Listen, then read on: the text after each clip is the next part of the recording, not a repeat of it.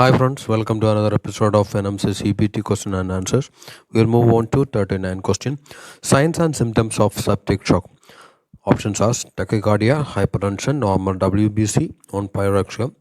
Second option, tachycardia, hypertension, increased WBC, pyrexia. Tachycardia, increased WBC, normotension, non-pyrexia. Decreased heart rate, decreased blood pressure, normal WBC and pyrexia. The answer is tachycardia, hypertension, increased WBC, and pyrexia. These are the signs and symptoms of septic shock. In order to attend this question, we need to learn what is septic shock and what are the signs and symptoms of septic shock. We'll move on to 40 question. During busy shift, a nurse loads medication and asks you to administer it. What is your action? Ask student nurse to help you administer medication. Ask another staff nurse to help you with administering medication. Accept to administer the medication. Refuse to administer the medication. The answer is refuse to administer the medication because we don't know the medication and we didn't see what he loaded and everything, so we can refuse to administer that medication. That is the answer. So another options are ask student nurse to help you administer medication. That is irrelevant because you are a nurse, no need to ask student nurse to help you administer medication. And another option is ask another staff nurse to help you with administering medication. That is also irrelevant to this question. We can ask another staff nurse to help you with the administration medication. That is called control drugs, but it needs to prepare you both. So and the third option is accept to administer the medication. We can't accept that medication to administer, so the answer is refuse. 41. A patient with learning disability is accompanied by a voluntary independent mental capacity advocate. What is his role? A question is, a patient with learning disability is accompanied by a voluntary independent mental capacity advocate. What is his role? Express patient needs and wishes, act as a patient representative in expressing their concerns as if they were his own. Just to accompany the patient, to take decision on patient's behalf and provide their own judgment as this benefit the client. He is a expert and represents client concern, wishes and views as they cannot express by themselves. That is the answer because the mental capacity advocate is a expert and represents client's concern, wishes and views as they cannot express by themselves, because the patient cannot express his wishes and views. So that's why the mental capacity advocate act as a representative of a client and that fulfill their wishes and views. So that is the right answer. Other options we can eliminate that. Other options, first option, express patient needs and wishes, act as a patient representative and express their concern as if they were his own. So that is wrong. Just to accompany the patient, that is also wrong. And the other option, to take decision on patient behalf and provide their own judgment, that is also wrong, as the benefit the client. So next question, we'll move to next question. Position to make breathing effective: left lateral, supine, right lateral, and high sidal lying. I think everybody know about that breathing effective position, that is high side lying or Fowler's position. That is the right answer. So this is a simple question, and everybody is using that method in everyday their care life. So that is very easy, high side lying position. So next question, which solution use minimum tissue damage while providing wound care? Hydrogen peroxide, povidone iodine, saline, and chendine violets. The answer is saline, normal saline. So we in United Kingdom, normal saline is generally used to for the wound care in order to prevent tissue damage while providing wound care. So normal saline is the answer. Hydrogen peroxide we can't use to prevent the tissue damage. It can cause tissue damage. And povidone iodine also can cause tissue damage. And genuine violet is also can cause tissue damage.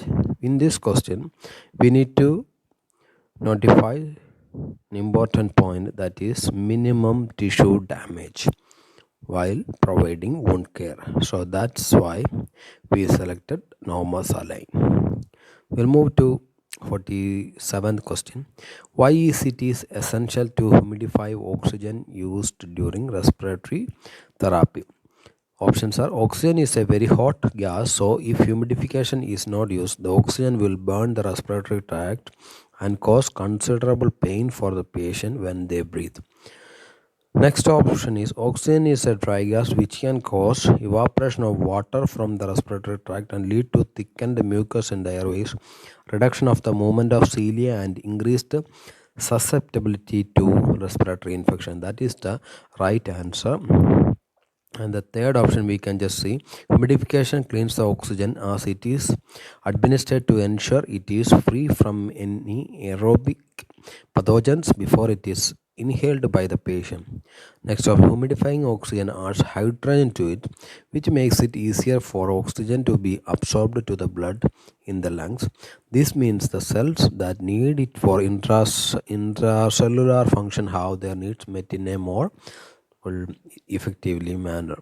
So in this four option, we can select the right option, that is. So we will move on to the 48th question. A patient on your ward complains that her heart is racing and you find that the pulse is too fast to manually palpate. What would your actions be? Shout for help and run to collect the crash trolley. Ask the patient to calm down and check her most recent set of blood and fluid balance. A full set of observation: blood pressure, respiratory rate, oxygen saturation, and temperature. It is essential to perform a 12 lead ECG.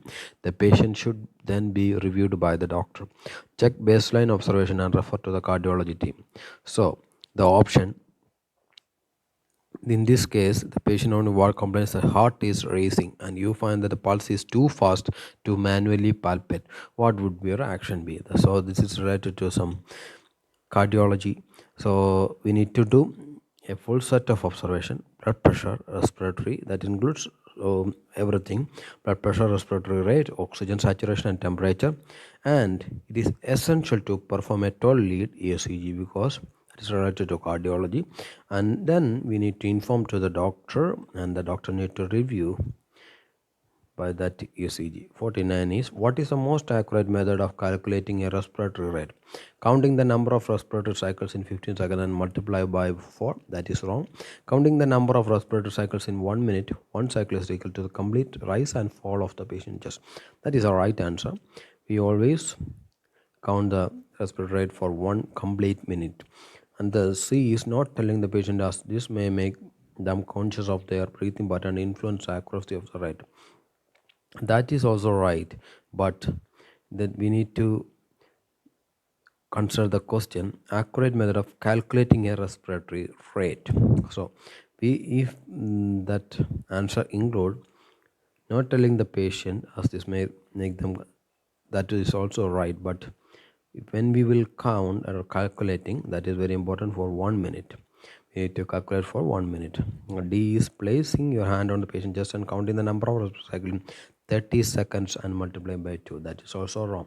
We can completely eliminate first option A and D, and we need to confuse with that B and C, but the answer is counting the number of cycles in 1 minute. And cycle is equal to the complete rise and fall of the patient chest.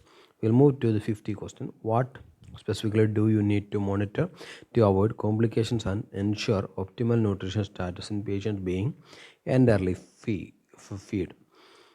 What specifically do you need to monitor entirely feed? So that is the A option is blood glucose level, full blood count, stomach and body weight. B is eyesight, hearing, full blood count, lung function, and stomach. C is assessing swallowing, patient choice, fluid balance, capillary refill time. D is daily urine analysis, ECG, protein levels, and arterial blood pressure. While we consider this question, What specially do you need to monitor to avoid complications and ensure optimal nutrition status in patients being enterally feed? So that is related to enterally feeding, and then the main points are to avoid complication and ensure optimal nutrition status.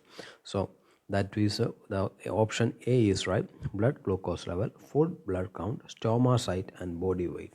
So that is the right answer. Eyesight, hearing, full blood count, that is all is irrelevant for this question. As a swallowing patient, choice, fluid balance, capillary refilling, that is also irrelevant. That is entirely feed. Daily urinal as ECG, protein on arterial pressure, that is also irrelevant. And next, some questions the students needs to study the signs and symptoms of some disease condition. So you need to go through that.